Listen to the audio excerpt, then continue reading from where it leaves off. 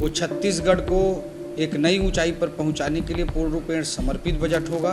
छत्तीसगढ़ का बजट आज होगा पेश। वित्त मंत्री बोले यह प्रदेश को नई ऊंचाइयों पर ले जाएगा। छत्तीसगढ़ सरकार सोमवार 3 मार्च यानी कि आज अपना दूसरा बजट पेश करने जा रही है। बजट से पहले वित्त मंत्री ओपी चौधरी ने कहा यह बजट प्रदेश के विकास की रफ्तार बढ़ाएगा और छत्तीसगढ़ को नई ऊंचाइयों पर ले जाएगा। उन्होंने बताया कि इस बार बजट का आकार बड़ा होगा। इसका मतलब ये है कि पिछले साल की तुलना में इस बार सरकार ज्यादा पैसे खर्च करने की प्लानिंग कर रही है।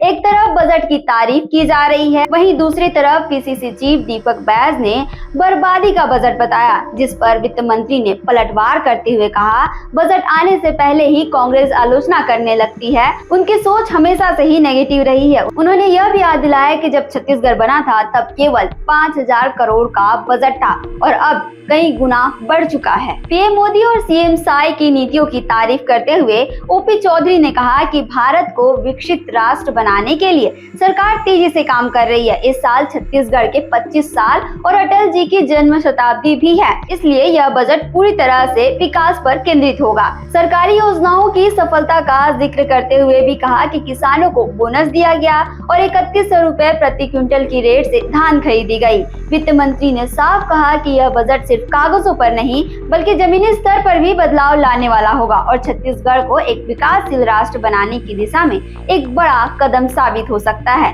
तो डेली अपडेट्स के लिए आप देखते रहें वयम छत्तीसगढ़।